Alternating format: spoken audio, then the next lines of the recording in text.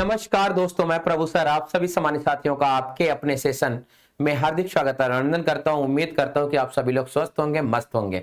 तो आइए चलते हैं आज एक बहुत ही महत्वपूर्ण जानकारी जो कि बहुत बड़ा मुद्दा भी बना हुआ है आपका, उस गुत्थी को सुलझाने का काम करते हैं। देखिए भाई, आपने 2021 से पेट परीक्षा यानी प्री एलिजिबिलिटी टेस्ट परीक्षा देना शुरू किया है ना। 2021 में आपने पहली बार दिया, 2022 में आपने दूसरी बार दिया, 2023 में आप थक गए देते देते कि यार इसके आधार पे उतनी वैकेंसी नहीं मिल रही जिसकी हम उम्मीद किया करते थे, है ना। तो आपने 2023 में थका हुआ पेट दिया एकदम, जैसे कि 40 लाख लोगों ने फॉर्म भरा और परीक्षा देने पहुंचे लगभग 13 लाख लोगों ने, है ना। यानी कि आप उससे क्या कर दिए, थोड़ा सा इग्नोर कर दिया, थोड़ा सा, है ना। तो ये इस बार के पेट 2024 ने आपको कितना बड़ा इग्नोरेशन दिखाया, इसको आपने नहीं देखा होगा, है ना। इसने आपको पलट के जवाब दिया। क्या कह रहा है, कह रहा है हम 2024 में अब पेट ही नहीं लेंगे, चलो लो क्या करोगे। ठीक है, अब देखिए भाई, बहुत सारे बच्चों के मन में यह चल रहा है कि पेट की वैलिडिटी तो 1 साल की होती है। सरकार ने ऐसा बोला भी था कि 1 साल के बाद हम नया पेट कराएंगे और जो अगली भर्ती आएगी वो नए पेट के आधार पे आएगी। अब बच्चे तो बच्चे ही हैं, न जाने कितनी योजनाएं बनाते रहते हैं भाई। तो आपकी योजना में दखल डाला जा सकता है कभी भी, किसी भी वक्त। यह भी आ सकता है कि 2024 की या 2025 की जनवरी फरवरी मार्च यानी जब तक पेट नहीं होता तब तक की होने वाली भर्ती के लिए 2023 के पेट को एक्सटेंशन किया जाता है। यह मेरा एक अनुमान है कि हो सकता है कि आपको एक नोटिस दिया जाए कि अभी जब तक पेट नहीं होता है तब तक 2023 का एक्सटेंशन किया जा रहा है। क्योंकि आपने राष्ट्रपति पद के चुनाव के बारे में सुना ही होगा कि जब तक नया राष्ट्रपति ना आ जाए पुराना वाला राष्ट्रपति अपना पद नहीं छोड़ेगा। तो जब तक नई पेट परीक्षा ना आ जाए पुराना वाला पेट चलता रहेगा। ठीक है, तो चलिए भाई देखते हैं कि अभी बड़ा शोर मचा हुआ है लेखपाल की भर्ती का। अच्छा, भर्तियां तो बहुत सारी हैं, आपके जूनियर असिस्टेंट की भी वैकेंसी आई हुई है जिसकी आप तैयारी भी कर रहे हैं, है ना। लेकिन तहलका किसने मचा रखा है, लेखपाल की भर्ती ने। और लेखपाल की भर्ती में सबसे ज्यादा दुख उन्हें हो रहा है जिन्होंने पिट 2023 नहीं दिया है। अच्छा, उन्हें दुख क्यों हो रहा है, क्योंकि अभी 60,000 के करीब पुलिस भर्ती परीक्षा में अगर जिन्हें झटका लगा है, किसी कारणवश वो सिलेक्शन नहीं लिए हैं, तो उन्हें यह महसूस हो रहा होगा काश 2023 का हम टाइम ट्रेवल कर पाते और पेट की परीक्षा दे पाते, क्योंकि फॉर्म तो हमने भरा ही था। अब लोगों की महत्वाकांक्षा जागी है। और मैं एक चीज और कहना चाहूंगा आपको, 2025 के पेट में आप गलती मत करिएगा। 2025 का पीईटी जरूर दीजिएगा, क्योंकि 2027 उत्तर प्रदेश का चुनावी वर्ष होने वाला है। 2027 उत्तर प्रदेश का चुनावी वर्ष होने वाला है। तो 2027 में जब उत्तर प्रदेश के इलेक्शन का माहौल बनेगा तो आपका 5वां पेट महत्व रखता है, क्योंकि भर्तियां फिर आएंगी। क्योंकि आपने देखा होगा कि चुनावी समय में भर्तियां निकल के आती हैं, फिर हम पछताने के लिए केवल अपनी चीजों को छोड़ देते हैं और उसी का पछतावा करते रहते हैं। तो आइए अब अपने विचारों को मैं आपके सामने रखता हूं। पीईटी परीक्षा की हमें बात करनी है। किसकी बात करनी है हमें, तो हमें बात करनी है पीईटी 2025 की बात करनी है ना। अब 2025 जल्द ही 2025 पेट परीक्षा का नोटिफिकेशन आपको देखने को मिल जाएगा। हालांकि ये कहा जाता है कि पेट की परीक्षा हर बार सितंबर में कराई जाएगी, तो 2024 का आयोजन ना होने के कारण इस बार पेट परीक्षा आपको जल्दी देखने को मिलेगा। देखिए भैया, परीक्षा जो होती है इसकी परीक्षा लिखित परीक्षा होती है और इसे यूपी ट्रिपल एससी में प्री एग्जाम के तौर पे देखा जाता है कि आपने पहली परीक्षा पास की है, अब हम दूसरी परीक्षा आपका लेंगे। अब देखिए, ये जो परीक्षा अभी तक होता आया है, 3 बार जो आपका आयोजित हुआ है वो ऑफलाइन परीक्षा हुआ है। और आप देखे होंगे कि जब उत्तर प्रदेश में पेट परीक्षा का माहौल होता है और पेट परीक्षा के दिन पूरा उत्तर प्रदेश ट्रेवल कर रहा होता है, 3 बजे भोर में वो रोड जो कभी सुनसान हुआ करती थी, तो सुनसान सड़कों पर पेट परीक्षा का शहंशाह निकल के चलता है। यानी कि सब पूरा उत्तर प्रदेश में उथल पुथल मच जाती है। क्यों मचती है इसके बारे में यदि मैं बात करूं तो मचने का रीजन है कि 10वीं से लेकर के पोस्ट ग्रेजुएट तक का छात्र इस पेट परीक्षा को देने के लिए अपने घरों से निकलता है। ठीक है, यहां पे कोई कैटेगराइजेशन नहीं किया गया है पेट परीक्षा में कि 10वीं के लिए अलग से पेपर लिया जाएगा और ग्रेजुएशन और पोस्ट ग्रेजुएशन के लिए अलग से पेपर लिया जाएगा। प्री परीक्षा यानी कि पीईटी यह सभी के लिए कॉमन है, चाहे वो 10वीं वाला हो चाहे 16वीं वाला हो। क्लियर है ना? तो सभी के लिए पेट परीक्षा हो जाती है कॉमन। और एज की बात करें तो 18 से 40 वर्ष, ये जो स्टार लगा हुआ है तो शर्तें लागू हैं। यानी कि अगर आप उत्तर प्रदेश में ओबीसी के कैंडिडेट हैं, एससी के कैंडिडेट हैं, एसटी के कैंडिडेट हैं, तो आपको 5 वर्ष उम्र में क्या मिलेगा? छूट भी मिलेगा। यानी 45 साल वाला भी पीटी परीक्षा देने जाएंगे। ठीक है भैया, तो ये हो गया पेट परीक्षा। अब हमें बात करनी है कि हमें परीक्षा जब हम देने जाते हैं तो कितने घंटे का समय मिलता है। तो 2 घंटे का आपको समय मिलता है। प्रश्न की संख्या कितनी होती है? 100, यानी 120 मिनट में आपको कितने सवाल हल करने हैं? 100 सवाल हल करने हैं। और कुल आपको नंबर कितने मिलेंगे? 100 मिलेंगे। प्रश्न का प्रकार कैसा है? ऑब्जेक्टिव। प्रश्न का प्रकार कैसा है? तो विकल्पीय प्रश्न आपको आपकी परीक्षा में देखने को मिलता है। अब आप कहेंगे कि नकारात्मकता भी होती है क्या? मतलब निगेटिव मार्किंग तो 1/4 है ना, 1/4।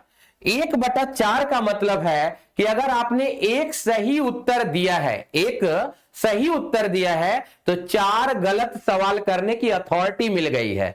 ठीक है, बैलेंस करने के लिए। लेकिन आप ऐसी गलती ना किया करें। माइनस मार्किंग बहुत सताता है जब कभी हम कुछ अंकों से पिछड़ते हैं। बहुत अंक से पिछड़ गए तो फर्क ही नहीं पड़ता, लेकिन जब हम कुछ अंकों से पिछड़ते हैं तो नकारात्मक जो नकारात्मक आपके अंक होते हैं वो बहुत सताते हैं, है ना। चलिए भैया आगे चलते हैं। तो आगे ये दिया गया है, शैक्षिक योग्यता की बात की गई है कि पीईटी परीक्षा का फॉर्म कौन भर सकता है। तो अभी अभी मैंने बताया कि पीईटी परीक्षा का फॉर्म वो सभी अभ्यर्थी भर सकते हैं जिन्होंने हाई स्कूल की परीक्षा पास की है या पोस्ट ग्रेजुएशन तक की परीक्षा को पास कर लिया है। यहां पे अगर देखें, हाई स्कूल अथवा इसके समकक्ष अनिवार्य अहर्ता चाहिए ही चाहिए। हाई स्कूल तक तो पढ़ाई होना चाहिए। तो हाई स्कूल या उससे ऊपर के सभी अभ्यर्थी परीक्षा पास कर सकते हैं या फॉर्म भर सकते हैं। आयु सीमा की यदि आप बात करेंगे तो उसकी भी बात हमने अभी अभी पीछे से करी है कि न्यूनतम आयु भिन्न भिन्न है भर्तियों के लिए 18 वर्ष और 21 वर्ष, लेकिन पीईटी परीक्षा के लिए 18 वर्ष से 40 वर्ष। और शर्तें लागू है पे मैंने आपको बता दिया कि कौन सी शर्तें लागू हैं, है ना। जो कि 1 जुलाई 2023 को न्यूनतम आयु 18 वर्ष पूर्ण, तो ये जो 23 है ना इसे 25 लिखिएगा, को न्यूनतम आयु पूर्ण हो जाता है तथा 40 वर्ष की आयु प्राप्त कर चुका हो। चलिए अब अगर आप अपने सिलेबस की बात करें तो सिलेबस बड़ा वाइड हो जाता है। इसका सिलेबस बड़ा फैला हुआ है। जैसे इतिहास सब्जेक्ट, पूरा इतिहास दिख रहा है, सिंधु घाटी, वैदिक काल, बौद्ध धर्म, जैन धर्म, मौर्य समाज, गुप्त वंश, हर्षवर्धन, मतलब ये पूरा का पूरा प्राचीन इतिहास लग रहा है। फिर इधर आपका करंट मतलब आधुनिक इतिहास तक चला आया है। आधुनिक इतिहास का वेटेज ज्यादा बढ़ जाता है क्योंकि आंदोलन भी आप आधुनिक इतिहास में पढ़ते हैं। और ये कितने अंक के आएंगे? तो 5 प्रश्न यहां से आएगा आपका और 5 प्रश्न आपका यहां से आएगा। यानी इतिहास कुल कितने का आएगा? तो कुल 10 प्रश्नों का आएगा।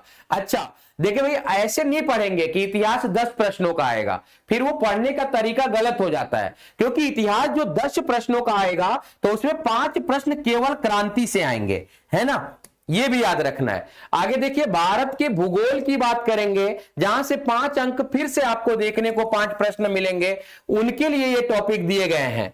इसी तरह से भारतीय अर्थव्यवस्था, यहां से भी आपको 5 अंक देखने को मिल जाते हैं, है ना। और इसमें जो सिलेबस में दिया गया है उन्हीं को आप अध्ययन करेंगे। आगे देखिए, अगर आप भारतीय संविधान की बात करें तो भारतीय संविधान के जो आपके सिलेबस दिए गए हैं यहां से भी आपके कितने सवाल देखने को मिलते हैं? तो 5 सवाल देखने को मिलते हैं, है ना। तो आगे देखिए, अगर आप बात करें भौतिक विज्ञान की या विज्ञान पार्ट की तो तीनों विज्ञान को मिलाकर 5 सवाल आएंगे। सामान्य अंग्रेजी की बात करें तो अंग्रेजी के भी 5 सवाल आते हैं, जिसमें से व्याकरण के क्वेश्चन और अपठित गद्यांश के भी क्वेश्चन निश्चित तौर पे रहेंगे। प्रारंभिक अंकगणित की बात करें, है ना, एलिमेंट्री अर्थमेटिक की बात करें तो इसके भी कितने सवाल आते हैं, आपके 5 क्वेश्चन आते हैं। आगे देखिए, अगर सामान्य हिंदी की बात करें तो सामान्य हिंदी के भी आपके 5 क्वेश्चन आएंगे। अच्छा, अगर आप तर्क और तर्क शक्ति यानी रीजनिंग की बात करेंगे तो रीजनिंग से भी आपके 5 सवाल आएंगे। आगे देखिए, सामान्य जागरूकता यानी जनरल अवेयरनेस की बात करें तो इसके आपके कितने सवाल आ जाते हैं, तो 10 सवाल आते हैं। और अगर आप बात करें अपठित गद्यांश के तो हिंदी वाले पार्ट के ही हैं, तो यहां से आपके प्रत्येक 5 प्रश्न आएंगे, 2 गद्यांश यानी कुल 10 प्रश्न, 2 गद्यांश आएगा, जिसमें से एक गद्य भी देता है और एक पद्य भी दे देता है, एक गद्य भी देता है और एक पद्य भी दे देता है, तो 10 अंक यहां से आप लाएंगे।